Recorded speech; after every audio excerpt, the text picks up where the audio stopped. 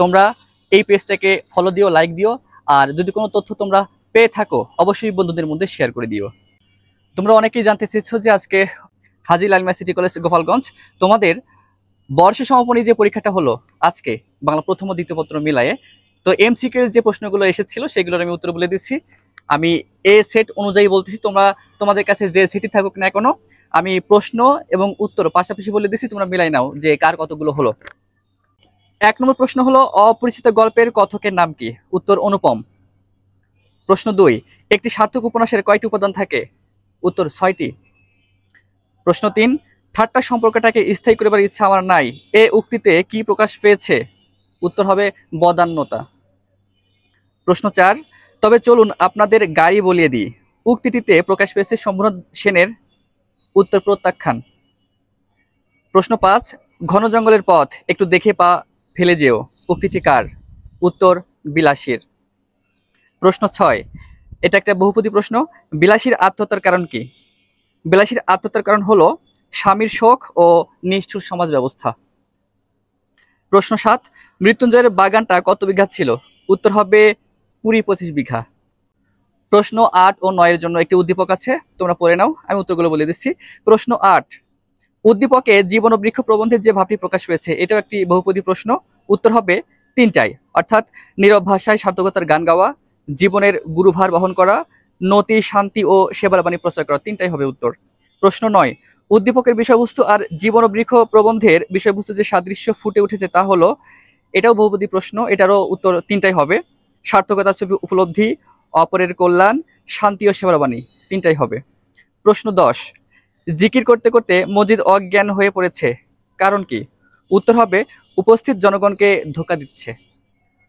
প্রশ্ন 11, মজিদ জমিলাকে মাজারে বেঁধে রেখেছিল, কারণ? এটা একটা বহুপদীমূলক প্রশ্ন, উত্তর সবগুলোই হবে।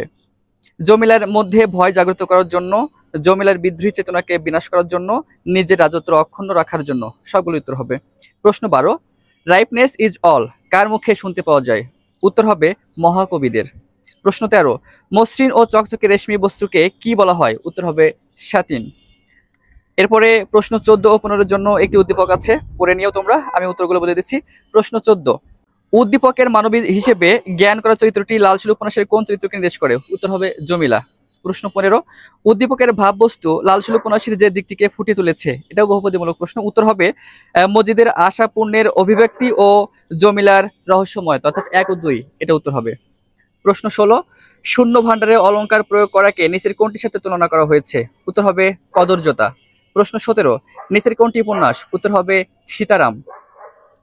প্রশ্ন 18, জনশিক্ষা মন্ত্রীর নিমন্ত্রণ পত্রে কোন তারিখটি উল্লেখ ছিল? উত্তর হবে 18 জানুয়ারি। এরপরে প্রশ্ন 19 ও 20 এর জন্য একটা উদ্দীপক আছে, তোমরা পড়ে নাও, আমি উত্তর বলে দিচ্ছি।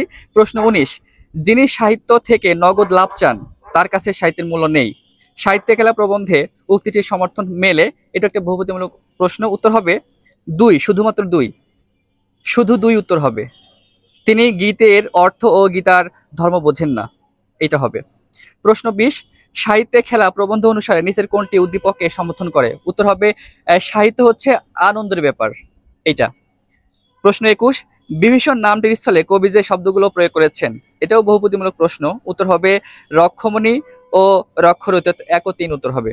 প্রশ্ন 22, প্রফুল্ল কমলে কীটবাস, এখানে কোন ঘটনার ইঙ্গিত রয়েছে? উত্তর হবে লক্ষণের যজ্ঞাগারে প্রবেশ। প্রশ্ন 23, 18 বছর বয়স কবিতাটি কোন ছন্দে রচিত? উত্তর হবে মাত্রাবৃত্ত। প্রশ্ন 24, রাশি রাশি ভাড়া ভাড়া শব্দের এরূপ ব্যবহারকে কি বলে? উত্তর নির্ধারক বিশেষণ।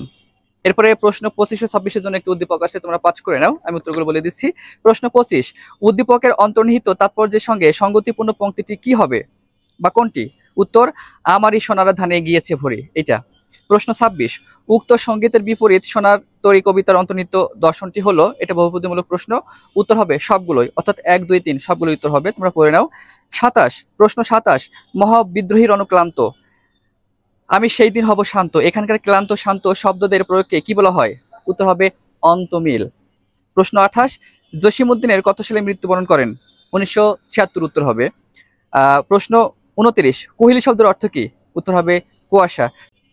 সর্বশেষ প্রশ্ন 30, তাহারই পরমাণিক কবিতার প্রধান গুণ কি? উত্তর হবে নাটকীয়তা ও সংলাপ প্রীতি। বাংলা দ্বিতীয় পত্রের যে ব্যাকরণ অংশ 20 মার্কের, 20 নম্বরের, সেটা আমি কিছুক্ষণ পরে দিছি। তোমরা এটা মিলে দেখো যে কার কয়টি হলো, কমেন্টে জানিও যে কার কয়টি হলো, বা কোনো জিজ্ঞাসা বা প্রশ্ন থাকলে করতে পারো মন্তব্যে।